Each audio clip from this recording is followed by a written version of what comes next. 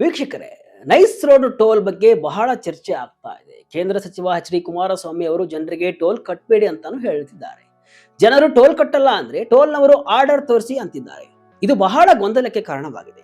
ನಿಜವಾಗ್ಲೂ high court order ಕಾಪಿಯಲ್ಲಿ ಏನಿದೆ ಎಂಬ ವಿಚಾರ ಎಲ್ಲರ ತಲೆಯಲ್ಲೂ ಕೂಡ ಕೊರಿತಾ ಇದೆ. ಕರ್ನಾಟಕ ಹೈಕೋರ್ಟ್ ಈ ನೈಸ್ ಪ್ರಾಜೆಕ್ಟ್ ಬಗ್ಗೆ ಕೊಟ್ಟಿರುವಂತಹ ಜಡ್ಜ್ಮೆಂಟ್ ಏನು ಅಂತ ಕೇಳಿದ್ರೆ ನಿಮ್ಮ ತಲೆ ಗಿರ್ರ ಅನ್ನುತ್ತೆ. ಬರೋಬ್ಬರಿ 25 ವರ್ಷಗಳ ಕಾಲ ನಡೆದಿದೆ ಎನ್ನಲಾದ ಸಾವಿರಾರು ಕೋಟಿ ರೂಪಾಯಿಗಳ ಹಗರಣದ ಕಂಪ್ಲೀಟ್ ಡೀಟೇಲ್ಸ್ ಹೈಕೋರ್ಟ್ ಆದೇಶದ ಮೂಲಕ ಹೊರಬಿದ್ದಿದೆ. ಹೈಕೋರ್ಟ್ನ ಈ ಖಡಕ್ ಆದೇಶದ ಬೆನ್ನಲ್ಲೇ ಕೇಂದ್ರ ಸಚಿವ ಎಚ್ ಡಿ ಕುಮಾರಸ್ವಾಮಿ ಅವರು ರಾಜ್ಯದ ಮುಖ್ಯಮಂತ್ರಿ ಡಿ ಕೆ ಶಿವಕುಮಾರ್ ಅವರಿಗೆ ಒಂದು ಪತ್ರವನ್ನು ಕೂಡ ಬರೆದಿದ್ದಾರೆ. ಇದು ಕರ್ನಾಟಕದ ಅತಿ ದೊಡ್ಡ ಸ್ಕ್ಯಾಮ್, ಅಕ್ರಮ ಟೋಲ್ ಕಲೆಕ್ಷನ್ ಅನ್ನ ತಕ್ಷಣ ನಿಲ್ಲಿಸಿ ಅಂತ ಕುಮಾರಸ್ವಾಮಿ ಅವರು ಡೈರೆಕ್ಟ್ ಆಗಿ ಡಿಮ್ಯಾಂಡ್ ಮಾಡಿದ್ದಾರೆ. ಅಸಲಿಗೆ ಈ ನೈಸ್ ರಸ್ತೆಯಲ್ಲಿ ಆಗ್ತಿರೋದೇನು, ನಾವ್ಯಾಕೆ ಟೋಲ್ ಕಟ್ಟಬಾರದು ಅಂತ ಹೈಕೋರ್ಟ್ ಪರೋಕ್ಷವಾಗಿ ಹೇಳ್ತಿದೆ. ಸಾವಿರಾರು ಎಕರೆ ಜಮೀನು ಕಳೆದುಕೊಂಡ ರೈತರಿಗೆ ಆದಂತಹ ಅನ್ಯಾಯವಾದ್ರೂ ಏನು? ಬನ್ನಿ ಇವತ್ತಿನ ಈ ವಿಡಿಯೋದಲ್ಲಿ ಈ ನೈಸ್ ಸ್ಕ್ಯಾಮ್ ಹಾಗೂ ವಾಹನ ಸವಾರರು ಟೋಲ್ ಕಟ್ಟಬೇಕು ಅಥವಾ ಬೇಡವೋ ಎಂಬುದನ್ನು ಕೂಡ ಕ್ಲಿಯರ್ ಆಗಿ ನೋಡ್ತಾ ಹೋಗೋಣ. ನಾನು ಶಿವಮೂರ್ತಿ ಸ್ವರ್ಭಾ. ಕರ್ನಾಟಕದ ಅತಿ ದೊಡ್ಡ scam nice road. High court judgment ನಲ್ಲಿರೋ ಅಸಲಿ ಸತ್ಯವೇನು? ಹೌದು, Bengaluru Mysuru infrastructure corridor project ಅಂದ್ರೆ ನಾವೆಲ್ಲರೂ ಕೂಡ ಸಿಂಪಲ್ ಆಗಿ ಕರೆಯುವಂತಹ ನೈಸ್ ರೋಡ್ ಪ್ರಾಜೆಕ್ಟ್ ಈಗ ರಾಜ್ಯದಲ್ಲಿ ಅತಿ ದೊಡ್ಡ ಬಿರುಗಾಳಿಯನ್ನ ಎಬ್ಬಿಸಿದೆ. ಜುಲೈ 29ರಂದು ಕರ್ನಾಟಕ ಹೈಕೋರ್ಟ್ನ ಡಿವಿಷನ್ ಬೆಂಚ್ ಅಂದ್ರೆ ಜಸ್ಟಿಸ್ ಡಿ ಕೆ ಸಿಂಗ್ ಮತ್ತು ಜಸ್ಟಿಸ್ ಟಿ ಎಂ ನದಾಫ್ ಅವರಿದ್ದ ಪೀಠ ಒಂದು ಐತಿಹಾಸಿಕ ತೀರ್ಪನ್ನ ಕೊಟ್ಟಿದೆ. ಈ ನೈಸ್ ಪ್ರಾಜೆಕ್ಟ್ ನಲ್ಲಿ ಬರೀ ರೈತರ ಜಮೀನು ಮತ್ತು ಜೀವನ ಕಿತ್ತುಕೊಂಡಿರೋದನ್ನ ಬಿಟ್ರೆ ನೈಸ್ ಆಗಿರೋದು ಏನೂ ಇಲ್ಲ ಅಂತ ಸ್ವತಃ ಹೈಕೋರ್ಟ್ ತನ್ನ ಜಡ್ಜ್ಮೆಂಟ್ ನಲ್ಲಿ ಹೇಳಿದೆ. ಫ್ರೇಮ್ ವರ್ಕ್ ಅಗ್ರಿಮೆಂಟ್ ಪ್ರಕಾರ 111 ಕಿಲೋಮೀಟರ್ ಎಕ್ಸ್ಪ್ರೆಸ್ ವೇ ಕಟ್ಟಬೇಕು, 5 ದೊಡ್ಡ ಟೌನ್ಶಿಪ್ ಗಳನ್ನ ಮಾಡಬೇಕು ಅಂತ ಅಗ್ರಿಮೆಂಟ್ ಆಗಿತ್ತು. ಆದ್ರೆ ನೀವು ನಂಬ್ತಿರೋ ಬಿಡ್ತಿರೋ, ಕಳೆದ 25-26 ವರ್ಷಗಳಲ್ಲಿ ಇವರು ಕಟ್ಟಿರೋದು ಕೇವಲ 5 ಕಿಲೋಮೀಟರ್ ಎಕ್ಸ್ಪ್ರೆಸ್ ವೇ ಮಾತ್ರ. ಉಳಿದಿದ್ದೆಲ್ಲ ಬರೀ ಪೆರಿಫೆರಲ್ ರೋಡ್ ಗಳನ್ನ ಕಟ್ಟಿ ಅಲ್ಲಲ್ಲಿ ಟೋಲ್ ಪ್ಲಾಜಾ ಹಾಕಿ ಸರ್ಕಾರದ ಪರ್ಮಿಷನ್ ಇಲ್ಲದೇನೆ ಮನ ಬಂದಂತೆ ಟೋಲ್ ರೇಟ್ ಹೆಚ್ಚಿಸಿಕೊಂಡು ಕೋಟಿ ಕೋಟಿ ಲಾಭವನ್ನ ಮಾಡಿಕೊಳ್ತಿದ್ದಾರೆ. ಬರೋಬ್ಬರಿ 20,000 ಎಕರೆಗೂ ಹೆಚ್ಚು ಜಾಗವನ್ನ ತಮ್ಮ ವಶದಲ್ಲಿ ಇಟ್ಟುಕೊಂಡು ರಿಯಲ್ ಎಸ್ಟೇಟ್ ದಂಧೆಯನ್ನ ಮಾಡಲಾಗ್ತಿದೆ ಅಂತ ಹೈಕೋರ್ಟ್ ತೀವ್ರವಾಗಿ ತರಾಟೆಗೆ ತೆಗೆದುಕೊಂಡಿದೆ. ಅಬ್ಬಬ್ಬ, ಏನ್ ಗೋರಿದು!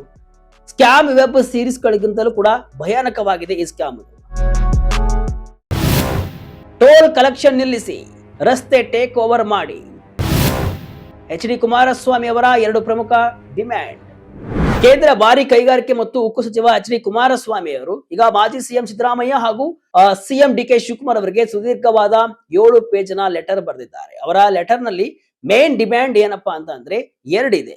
ಒಂದು, ನೈಸ್ ಕಂಪನಿ ಮಾಡ್ತಿರೋ ಅನ್ಅಥರೈಸ್ಡ್ ಟೋಲ್ ಕಲೆಕ್ಷನ್ ಇಮಿಡಿಯೇಟ್ ಆಗಿ ಇದನ್ನ ಸ್ಟಾಪ್ ಮಾಡಬೇಕು ಅಂತ. ಎರಡನೇದು, ಸೂಕ್ತ ಕಾನೂನು ತಂದು ಅಸೆಂಬ್ಲಿಯಲ್ಲಿ ಬಿಲ್ ಪಾಸ್ ಮಾಡಿ ಇಡೀ ನೈಸ್ ರಸ್ತೆ ಪ್ರಾಜೆಕ್ಟ್ ಅನ್ನ ರಾಜ್ಯ ಸರ್ಕಾರವೇ ಟೇಕ್ ಓವರ್ ಮಾಡಬೇಕು ಅಂತ.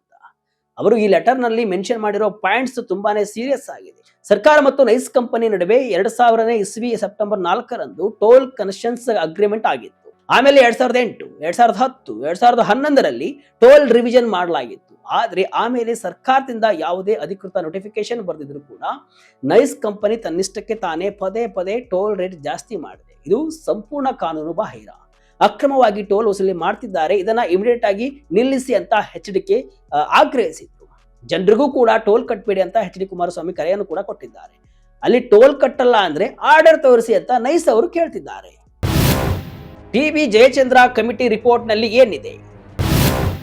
7,077 ಕೋಟಿ ರೂಪಾಯಿ ಬೆಲೆ ಬಾಳುವ ಜಾಗ ನುಂಗಿ ನೀರು. ಇನ್ನು ಈ ನೈಸ್ ಪ್ರಾಜೆಕ್ಟ್ ಹಗರಣ ಇವತ್ತು ನೆನೆಯದಲ್ಲ. ಇದರ ಬಗ್ಗೆ ತನಿಖೆ ಮಾಡಲು 2016ರಲ್ಲಿ ಆಗಿನ ಕಾನೂನು ಸಚಿವ ಟಿ.ಬಿ. ಜಯಚಂದ್ರ ನೇತೃತ್ವದಲ್ಲಿ 11 ಜನರ ಒಂದು ಸದನ ಸಮಿತಿಯನ್ನು ರಚನೆ ಮಾಡಲಾಗಿತ್ತು. ಆ ಕಮಿಟಿ ಡಿಸೆಂಬರ್ 2016ರಲ್ಲಿ ಬರೋಬ್ಬರಿ 392 ಪೇಜ್ನ ರಿಪೋರ್ಟ್ ಕೊಟ್ಟಿತ್ತು. ಆ ರಿಪೋರ್ಟ್ ನಲ್ಲಿ ಏನಿತ್ತು ಅಂತ ನೋಡಿದ್ರೆ, ಫ್ರೇಮ್ ವರ್ಕ್ ಅಗ್ರಿಮೆಂಟ್ ನ 30 ಪ್ರಮುಖ ಗೈಡ್ಲೈನ್ಸ್ ನಲ್ಲಿ 24 ಮಾರ್ಗಸೂಚಿಗಳನ್ನ ನೈಸ್ ಕಂಪನಿ ಉಲ್ಲಂಘಿಸಿದೆ. ಬರೋಬ್ಬರಿ 7,077 ಕೋಟಿ ರೂಪಾಯಿ ಬೆಲೆ ಬಾಳುವ ಪ್ರೈಮ್ ಲ್ಯಾಂಡ್ ರಿಯಲ್ ಎಸ್ಟೇಟ್ ದಂಧೆಗೆ ಅಂದ್ರೆ ಕಮರ್ಷಿಯಲ್ ಪರ್ಪಸ್ಗೆ ಡೈವರ್ಟ್ ಮಾಡಲಾಗಿದೆ ಅಂತ ಕಮಿಟಿ ಹೇಳಿದೆ. ಇನ್ನು ಯಶವಂತಪುರ ಶಾಸಕ ಎಸ್ ಟಿ ಸೋಮಶೇಖರ್ ಅವರು ಕೂಡ ಈ ಕಮಿಟಿಯಲ್ಲಿದ್ದರು. ಅವರೇ ಹೇಳುವ ಪ್ರಕಾರ 1,600 ಎಕರೆ ಜಾಗವನ್ನ ಟೌನ್ಶಿಪ್ ಮಾಡ್ತೀವಿ ಅಂತ ರೈತರಿಂದ ಕಿತ್ತುಕೊಂಡ್ರು. ಆದ್ರೆ ಅಲ್ಲಿ ಟೌನ್ಶಿಪ್ ಬರಲೇ ಇಲ್ಲ. ಕೇವಲ 2011ರಿಂದ 2016 5 ವರ್ಷದ ಅವಧಿಯಲ್ಲಿ ನೈಸ್ ಕಂಪನಿ 1305 ಕೋಟಿ ರೂಪಾಯಿ ಟೋಲ್ ಕಲೆಕ್ಟ್ ಮಾಡಿದೆ.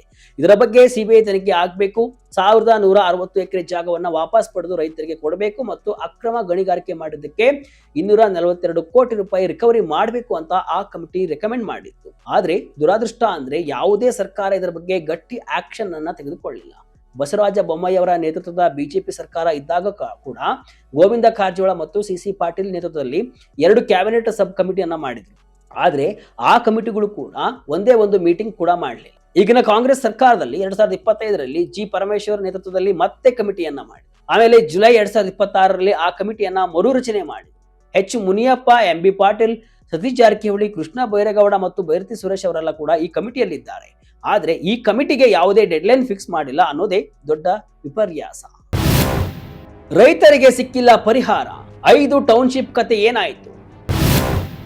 20,000 ಎಕರೆ ಜಾಗದಲ್ಲಿ ರಿಯಲ್ ಎಸ್ಟೇಟ್ ದಂಧೆ. ಇನ್ನು ಲ್ಯಾಂಡ್ ಅಕ್ವಿಸೇಷನ್ ವಿಚಾರಕ್ಕೆ ಬಂದ್ರೆ ಫ್ರೇಮ್ ವರ್ಕ್ ಅಗ್ರಿಮೆಂಟ್ ಪ್ರಕಾರ ನೈಸ್ಗೆ 20,193 ಎಕರೆ ಜಾಗ ಕೊಡಬೇಕಿತ್ತು. ಇದರಲ್ಲಿ 6,999 ಎಕರೆ ಟೋಲ್ ರೋಡ್ಗೆ ಮತ್ತು ಉಳಿದ 13,194 ಎಕರೆ ಜಾಗದಲ್ಲಿ 5 ಅತ್ಯಾಧುನಿಕ ಟೌನ್ಶಿಪ್ ಗಳನ್ನ ಮಾಡಬೇಕು ಅಂತ ಪ್ಲಾನ್ ಇತ್ತು. ಆ 5 ಟೌನ್ಶಿಪ್ಗಳು ಯಾವುವು ಅಂದ್ರೆ corporate township, commercial township, industrial township, cultural township ಮತ್ತು ಇಕೋ ಟೂರಿಸಂ ಟೌನ್ಶಿಪ್.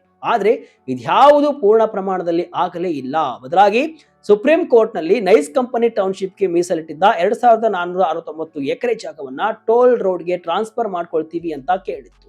ಇದು ಅಗ್ರಿಮೆಂಟ್ ನ ಕ್ಲಿಯರ್ ವೈಲೇಷನ್ ಅಂತ ಕುಮಾರಸ್ವಾಮಿ ಆರೋಪಿಸಿದ್ದಾರೆ. ಅಷ್ಟೇ ಅಲ್ಲ, ಕೆಐಎಡಿಬಿ ಮೂಲಕ 554 ಎಕರೆ ಎಕ್ಸ್ಟ್ರಾ ಲ್ಯಾಂಡ್ ಅನ್ನ ನೈಸ್ಗೆ ಕೊಡಲಾಗಿದೆ ಅಂತ ರಾಜ್ಯ ಸರ್ಕಾರವೇ ಸುಪ್ರೀಂ ಕೋರ್ಟ್ ಮುಂದೆ ಅಫಿಡವಿಟ್ ಹಾಕಿದೆ. ಕೆರೆಗಳು, ಜಲಮೂಲಗಳು, ರಾಜ ಕಾಲುವೆಗಳೆಲ್ಲ ನೈಸ್ ಪಾಲಾಗಿವೆ. ಅಂದ್ರೆ ಪರಿಸರ ಸಮತೋಲನ ಸಂಪೂರ್ಣ ಹಾಳಾಗಿದೆ ಅಂತ ಹೈಕೋರ್ಟ್ ಕಳವಳ ವ್ಯಕ್ತಪಡಿಸಿದೆ. ರೈತರ ಕಥೆಯಂತೂ ಕೇಳಿದ್ರೆ ಕಣ್ಣೀರು ಬರುತ್ತೆ. 2003 ಮತ್ತು 2009ರಲ್ಲಿ ಜಮೀನು ಕಳೆದುಕೊಂಡ ರೈತರಿಗೆ ಇನ್ನೂವರೆಗೂ ಕಾಂಪನ್ಸೇಷನ್ ಫಿಕ್ಸ್ ಆಗಿಲ್ಲ. ಜಮೀನು ಕಳೆದುಕೊಂಡವರಿಗೆ ಕೊಮ್ಮಟಘಟ್ಟದಲ್ಲಿ 42 ಎಕರೆ ಜಾಗದಲ್ಲಿ ವಸತಿ ಸಮುಚ್ಚಯ ಕಟ್ಟಿ ಕೊಡ್ತೀವಿ ಅಂದಿದ್ರು. ಆದ್ರೆ ಆ ಪ್ರಪೋಸಲ್ ಕೂಡ ರಿಜೆಕ್ಟ್ ಆಯಿತು. ರೈತರಿಗೆ ಅಂದು ಎಕರೆಗೆ ಬರೀ 40 ಲಕ್ಷ ಕೊಡುವುದಾಗಿ ಹೇಳಿದ್ರು. ಆದ್ರೆ ಈಗ ಅದೇ ಜಾಗದ ಬೆಲೆ 6 ಕೋಟಿಗೂ ಅಧಿಕ ಆಗಿದೆ. ಇತ್ತ ಜಮೀನಿನಲ್ಲಿ ಡೆವಲಪ್ಮೆಂಟ್ ಮಾಡೋಕ್ಕೂ ಕೂಡ ಆಗ್ತಾ ಇಲ್ಲ. ಅತ್ತ ಸರ್ಕಾರದ ಪರಿಹಾರವೂ ಸಿಗ್ತಿಲ್ಲ. 23 ವರ್ಷ ಕಳೆದ್ರೂ ಕೂಡ ಪರಿಹಾರ ಕೊಡದೇ ಇರುವುದು ಎಂತ ಅನ್ಯಾಯ ಅಲ್ವಾ? ನೈಸ್ ರಸ್ತೆಯಲ್ಲಿ ಟೋಲ್ ಕಟ್ಟಬೇಕಾ ಬೇಡ್ವಾ?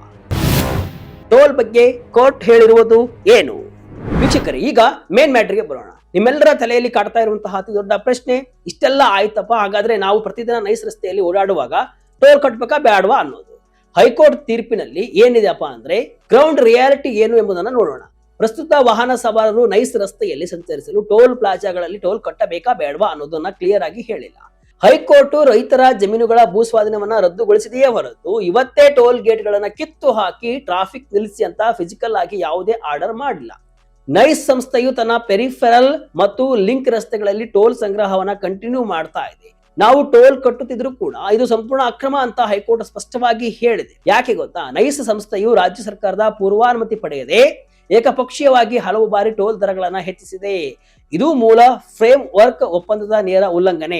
ಒಟ್ಟು 111 ಕಿಲೋಮೀಟರ್ ಎಕ್ಸ್ಪ್ರೆಸ್ ವೇ ಮತ್ತು 5 ಟೌನ್ಶಿಪ್ ನಿರ್ಮಿಸಬೇಕಿದ್ದ ಸಂಸ್ಥೆ ಕೇವಲ 5 ಕಿಲೋಮೀಟರ್ ರಸ್ತೆ ಮಾಡಿ ಪೆರಿಫೆರಲ್ ರಸ್ತೆಯಲ್ಲಿ ಟೋಲ್ ಪ್ಲಾಜಾ ಸ್ಥಾಪಿಸಿ ಕೋಟಿಗಟ್ಟಲೆ ಲಾಭವನ್ನ ಮಾಡಿಕೊಳ್ತಾ ಇದೆ. ಸಾರ್ವಜನಿಕರ ಹಿತಾಸಕ್ತಿಗಿಂತ ಪ್ರೈವೇಟ್ ಲಾಭಕ್ಕೋಸ್ಕರ ಈ ಪ್ರಾಜೆಕ್ಟ್ ಬಳಕೆ ಆಗ್ತಾ ಇದೆ. ಇದೊಂದು ಬೃಹತ್ ಸ್ಕ್ಯಾಮ್ ಅಂತ ಕೋರ್ಟ್ ಕೂಡ ಖಂಡಿಸಿದೆ. ಹೀಗಾಗಿ ಅವರು ಕಲೆಕ್ಟ್ ಮಾಡ್ತಿರೋ ಟೋಲ್ಗೆ ಯಾವುದೇ ಲೀಗಲ್ ಜಸ್ಟಿಫಿಕೇಶನ್ ಇಲ್ಲ ಅನ್ನೋದು ಕೂಡ ಕೋರ್ಟ್ನ ಅಭಿಪ್ರಾಯ. ಮುಂದೇನಾಗುತ್ತೆ? ಡಿಕೆಶಿ ಮೇಲೆ ಎಲ್ಲರ ಕಣ್ಣು. ಇನ್ನು ಮುಂದೇನಾಗುತ್ತೆ? ಟೋಲ್ ನಿಲ್ಲುತ್ತಾ ಅನ್ನೋದನ್ನು ಕೂಡ ನೋಡಿದ್ರೆ ನೈಸ್ ಸಂಸ್ಥೆ ಮತ್ತು ಕೆಐಎಡಿಬಿ ಖಂಡಿತವಾಗಿಯೂ ಹೈಕೋರ್ಟ್ ತೀರ್ಪಿನ ವಿರುದ್ಧ ಸುಪ್ರೀಂ ಕೋರ್ಟ್ ಹೋಗುವ ಸಾಧ್ಯತೆ ಇದೆ. ಅಲ್ಲಿ ಅವರಿಗೆ ಸ್ಟೇ ಸಿಕ್ಕರೆ ಈಗಿನಂತೆಯೇ ಟೋಲ್ ಕಲೆಕ್ಷನ್ ಯಾವುದೇ ಅಡೆತಡೆ ಇಲ್ಲದೆ ಕಂಟಿನ್ಯೂ ಆಗುತ್ತೆ. ಹೈಕೋರ್ಟ್ ಮತ್ತು ಎಚ್ ಡಿ ಕುಮಾರಸ್ವಾಮಿ ಅವರ ಒತ್ತಾಯದಂತೆ ರಾಜ್ಯ ಸರ್ಕಾರವೇನಾದರೂ ಎಚ್ಚೆತ್ತುಕೊಂಡು ಇಡೀ ಪ್ರಾಜೆಕ್ಟ್ ಅನ್ನ ತನ್ನ ವಶಕ್ಕೆ ತೆಗೆದುಕೊಂಡ್ರೆ ಆಗ ಟೋಲ್ ದರ ಕಡಿಮೆ ಆಗಬಹುದು ಅಥವಾ ಕೆಲವು ಕಡೆ ಟೋಲ್ ಫ್ರೀ ಆಗುವ ಚಾನ್ಸಸ್ ಕೂಡ ಇರುತ್ತೆ. ಇದಲ್ಲದೆ ಕೋರ್ಟ್ ಆದೇಶದಂತೆ ಜಮೀನು ಕಳೆದುಕೊಂಡಂತಹ ರೈತರು ಡಿನೋಟಿಫಿಕೇಶನ್ ವಶಪಡಿಸಿಕೊಂಡು ತಮ್ಮ ಜಾಗವನ್ನ ವಾಪಸ್ ಪಡೆದ್ರೆ ಟೋಲ್ ಪ್ಲಾಜಾ ಇರೋ ಜಾಗ ಅಥವಾ ರಸ್ತೆಗಳ ಮೇಲೆ ಪ್ರಭಾವ ಬೀರಿ ಟೋಲ್ ಕಲೆಕ್ಷನ್ಗೆ ಬ್ರೇಕ್ ಬೀಳುವ ಸಾಧ್ಯತೆಯೂ ಕೂಡ ಇದೆ. ಸೊ ಶಾರ್ಟ್ ಟರ್ಮ್ ನಲ್ಲಿ ನೀವು ಟೋಲ್ ಕಟ್ಟಲೇಬೇಕು. ಆದರೆ ಲಾಂಗ್ ಟರ್ಮ್ ನಲ್ಲಿ ಇದು ಸುಪ್ರೀಂ ಕೋರ್ಟ್ ಮತ್ತು ರಾಜ್ಯ ಸರ್ಕಾರದ ನಿರ್ಧಾರದ ಮೇಲೆ ಡಿಪೆಂಡ್ ಆಗಿರುತ್ತೆ.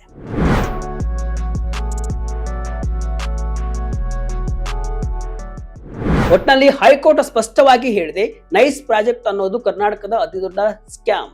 ಈ ಪ್ರಾಜೆಕ್ಟ್ ಬಗ್ಗೆ, ಅವರ ಅಕೌಂಟ್ಸ್ ಬಗ್ಗೆ ಫಾರೆನ್ಸಿಕ್ ಆಡಿಟ್ ಆಗಬೇಕು, ತಜ್ಞರ ಕಮಿಟಿಯಿಂದ ಸ್ವತಂತ್ರ ತನಿಖೆ ಆಗಬೇಕು ಅಂತ ಕೋರ್ಟ್ ಹೇಳಿದೆ.